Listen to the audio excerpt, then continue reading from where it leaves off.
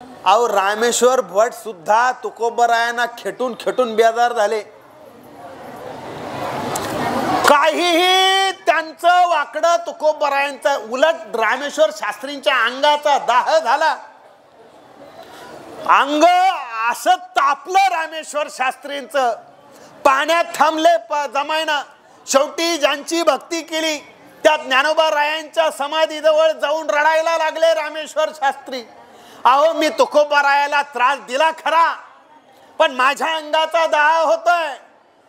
माऊली स्वप्नात आले आणि त्यांनी सांगितलं तुम्ही आता फक्त एकच पर्याय, ज्याला शिव्या दिल्या त्याचे पाय जाऊन धरा. पण हा जागचा हलता येईना, काय करावं. 2 माणसं पाठवले तुकोबरायांकडे. तुकोबराय काय म्हणले, बरं मुर्द्याचं असंच व्हायला पाहिजे होतं, मला शिव्या देत होता का. नाही ना. अहो गंमत काय, ज्या रामेश्वर शास्त्रींनी कोर्टात नेलं तुकोबरायांना, त्रास दिला, शिक्षा दिली, गाथा बुडवायला लावली, एवढं वाटोळं ज्या माणसानं केलं, तो माणूस आज अडचणीत आहे. त्याच्या अंगाचा दाह होतोय, पण त्यानं धावा माझा केलाय. तुकोबरायांनी एक कागद घेतला आणि त्या कागदावर लिहिलं, चित्त शुद्ध तरी शत्रू मित्र होते, व्याघ्र हे न खाती सर्पतया. हा कागद घ्या म्हणले, रामेश्वर शास्त्रीला वाचायला लावा. काय होतं, चित्त शुद्ध तरी शत्रू मित्र होती, व्याघ्र हे न खाती सर्पतया. जर तुमचं मन चांगलं असेल तर तुमचा शत्रू सुद्धा तुमचा मित्र होतो. अरे किती मोठं तत्वज्ञान आहे. रामेश्वर शास्त्रींनी ते वाचलं आणि तेव्हा लक्षात आलं की ही आग माझ्या शरीराची नाही, ही आग माझ्या मनाची आहे. मी तुकोबरायांवर जळतोय म्हणून मला त्याच्यात माझ्यात आग निर्माण झालेली आहे, ती विझवण्याचं काम त्या अभंगानं केलं. अरे जो माझ्या वाईटावर एवढा पडलेला आहे, मी जर त्याच्याबद्दल चांगलं बोलतोय आणि हा निरोप जेव्हा त्याला मिळतोय तेव्हा तो आपल्या किती फेवर मध्ये येईल हे आपल्याला कळत नाही हो. आणि म्हणून आपण सुद्धा थोडंसं आपल्या सोबतचा उठून चालायला लागला की त्याच्या पाठीमागे निंदा करतो, आणि ती निंदा आपण एकाची करत नाही. तो येऊन बसला आणि दुसरा उठला की त्याची करतो. बाकीच्याला कळून गेलं का नाही की आपण बी उठलो तर हे आपल्याबद्दल बोलणारच आहे.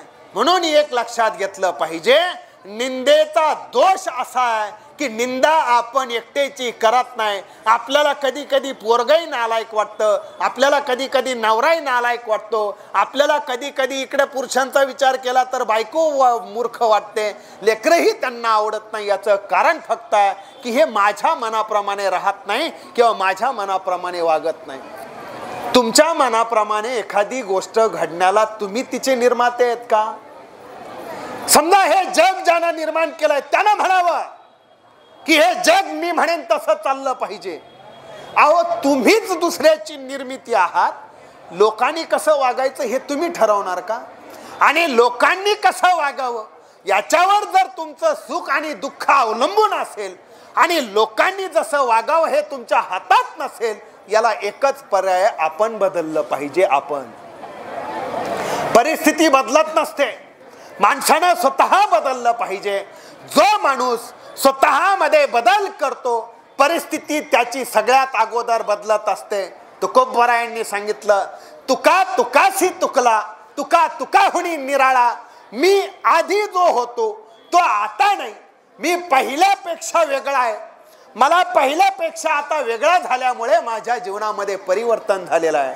मग माझ्या जीवनात आज जे काही असेल त्याला जर बदलायचं असेल तर त्याच्यासाठी फक्त एकच गोष्ट आहे की आहे ते समाधानानं मान्य करून घेतलं पाहिजे. सासू बदलता येते का लगेच 4-2 महिन्यात. सासू बदलता येते का नाही. नवरा बदलता येतो 4-5 वर्षात. सून बदलता येते का सून नाही ना. आपल्या हातात आहे का ते. आपल्याला बदलता येईल का आपल्याला स्वतःला. हे कळतं पण वळत नाही. जर हे जग मी बदलू शकत, अरे मी मला स्वतःला बदलू शकतो ना. सुंदर सांगितलंय तुकोबारायन. ठेविले अनंते तैसेची राहावे, चित्त असू द्यावे समाधान. बर, तुम्ही जर समाधान नाही मानलं, वाहिल्या उद्वेग दुःखाची केवळ, भोग नेते फळ संचिताचे. तुम्ही कितीही झेंडूबाम लावला तर परिस्थिती बदलणार नाही. कशाला झेंडूबाम लावता आणि बांधता? अजिबात नाही. वाहिल्या उद्वेग दुःखाची केवळ, जे घडणार आहे ते घडणार आहे. फक्त एक करायचं, कोणत्याही गोष्टीचा उद्वेग मात्र आपण करायचा नाही.